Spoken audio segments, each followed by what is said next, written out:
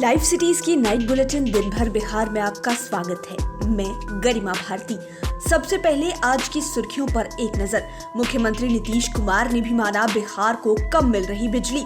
उन्होंने कहा करोड़ों रुपए बहा देंगे लेकिन लोगों को दिक्कत नहीं होने देंगे। मुख्यमंत्री के जनता दरबार में आज भी निपटाए गए 147 से अधिक मामले। सेविका बहाली का रट सुन दंग रह गए मुख्यमंत्री। बिहार उपचुनाव की दोनों सीटों के नामांकन की स्क्रूटनी के बाद निर्वाचन आयोग ने जारी की प्रत्याशियों की लिस्ट। दिवंगत पूर्व सांसद मोहम्मद शहाबुद्दीन के बेटे का हुआ निकाह। लखीमपुर खीरी की घटना के खिलाफ पटना में कांग्रेस ने दिया धरना। पंचायत चुनाव के तीसरे चरण की मतगणना लगातार दूसरे दिन भी जारी। बेगूसराय में डूबने से 3 दोस्तों की मौत। 2 करोड़ 86 लाख के सोने का बिस्किट बरामद। 3 तस्कर गिरफ्तार। और कल महासप्तमी पर खुलेगा मां का पट। अब खबरें विस्तार से। मुख्यमंत्री नीतीश कुमार ने भी आज माना कि बिजली को लेकर समस्या उत्पन्न हुई है। बिहार को कोटे के अनुरूप बिजली नहीं मिल रही है। उन्होंने कहा कि अपनी आवश्यकता के अनुसार या तो हम इसे एनटीपीसी से प्राप्त करते हैं या फिर प्राइवेट कंपनियों से, लेकिन अब आपूर्ति प्रभावित हुई है। कुछ कारण हैं जिनकी वजह से ऐसी स्थिति उत्पन्न हुई है।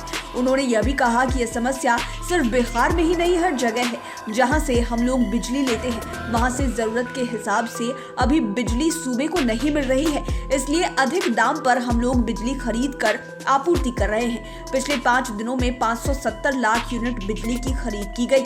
इसकी लागत 90 करोड़ की है। जनता दरबार में मुख्यमंत्री कार्यक्रम में आज 147 मामले निपटाए गए। मुख्यमंत्री नीतीश कुमार ने मैक्सिमम मामलों को ऑन स्पॉट निपटाया और अधिकारियों को कई निर्देश दिए। आज के कार्यक्रम में शिक्षा, स्वास्थ्य, समाज कल्याण एवं अन्य विभागों की शिकायतें सुनी गई। इसमें मैक्सिमम मामले शिक्षा और स्वास्थ्य से जुड़े रहे। कोरोना से हुई मौत को लेकर मुआवजा नहीं मिलने की भी शिकायतें फरियादियों ने की। फरियादियों ने RT-PCR जाँच रिपोर्ट के जल्दी नहीं मिलने का भी आरोप लगाया। सीएम ने इस तरह के मामलों को स्वास्थ्य विभाग को भेज दिया। बिहार बोर्ड की शिकायत को लेकर भी फरियादी पहुंचे हुए थे। जनता के दरबार में मुख्यमंत्री कार्यक्रम में मौजूद सीएम नीतीश कुमार उस समय चौंक गए जब एक फरियादी ने आंगनबाड़ी सेविका की बहाली में घूस का रेट बता दिया। मधुबनी से आए एक फरियादी ने कहा कि समाज कल्याण विभाग के आंगनबाड़ी सेंटर चलाने वाली सेविकाओं की बहाली में घूस ली जा रही है। उसने बताया कि सेविका की बहाली के लिए घूस में 2 लाख रुपए तक लिए जा रहे हैं। उसके परिवार की एक महिला सदस्य के इसके लिए 2 लाख रुपए मांगे जा रहे हैं। फरियादी यहीं पर नहीं रुका। उसने कहा कि 25,000 रुपए तो हमने भी दे दिए हैं, लेकिन घूसखोर बाकी के पैसे भी मांग रहा है। यह सुनकर सीएम नीतीश कुमार ने इस मामले को समाज कल्याण विभाग के पदाधिकारियों के पास भेज दिया। साथ ही कहा कि मामले की जांच की जाए।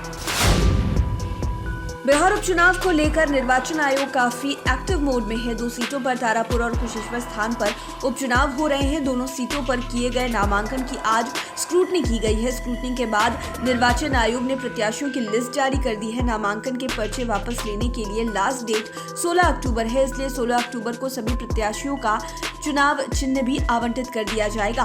फिलहाल स्क्रूटनी में सभी के पर्चे सही पाए गए हैं। कुशेश्वर स्थान में 9 तथा तारापुर में 12 प्रत्याशियों ने नामांकन के पर्चे भरे हैं। दिवंगत पूर्व सांसद मोहम्मद शहाबुद्दीन के बेटे ओसामा शहाब का आज निकाह हो गया। इस मौके पर सिवान के प्रतापपुर स्थित उनके पैतृक आवास को शाही अंदाज में सजाया गया था। निकाह का कार्यक्रम सेरा जलूम मदरसा में इस्लामिक रीति रिवाज के साथ संपन्न हुआ। अब 13 अक्टूबर को दुल्हन डॉक्टर आयशा की रुखसती के लिए बारात जिरादेई के चांदपाली स्थित आफ्ताब आलम के घर जाएगी।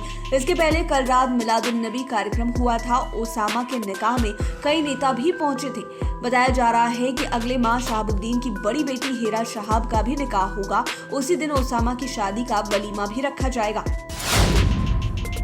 यूपी के लखीमपुर खीरी में पिछले दिनों 8 लोगों की मौत हो गई थी। घटना को अंजाम देने का आरोप केंद्रीय गृह राज्य मंत्री अजय मिश्रा टेनी के बेटे आशीष मिश्रा पर लगाया जा रहा है। इस घटना में कई लोग जख्मी भी हुए हैं। घटना के विरोध में और पीड़ितों को न्याय दिलाने की मांग को लेकर आज पटना कांग्रेस की ओर से धरना दिया गया। इनकम टैक्स पर आयोजित धरना प्रदर्शन में कांग्रेस के बिहार प्रभारी भक्त चरण दास, प्रदेश अध्यक्ष मदन मोहन झा, विधायक दल के नेता अजीत शर्मा समेत कई दिग्गज नेता कार्यक्रम में शामिल हुए। धरना दे रहे नेताओं ने दोषी आशीष मिश्रा को सजा दिलाने की मांग की है।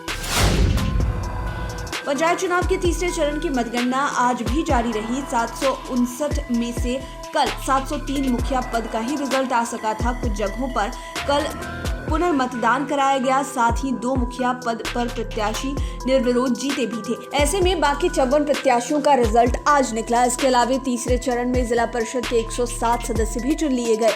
अब चौथे चरण का चुनाव दुर्गा पूजा के बाद होगा। चौथे चरण की वोटिंग 20 अक्टूबर को होगी।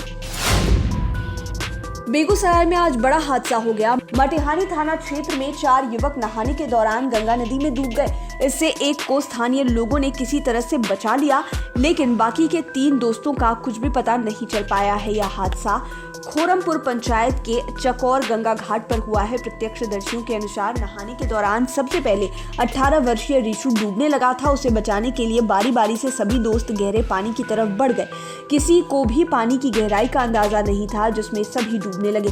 शोर होने पर वहां स्नान करने पहुंचे लोग पहुंच गए। इनमें से एक गौरव को लोगों ने बचा लिया, लेकिन बाकी के 3 डूब गए। डूबने वालों में रिशु के अलावा 16 वर्षीय किशन और 17 वर्षीय अनुराग हैं। इस घटना से तीनों के घरों में कोहराम मच गया है।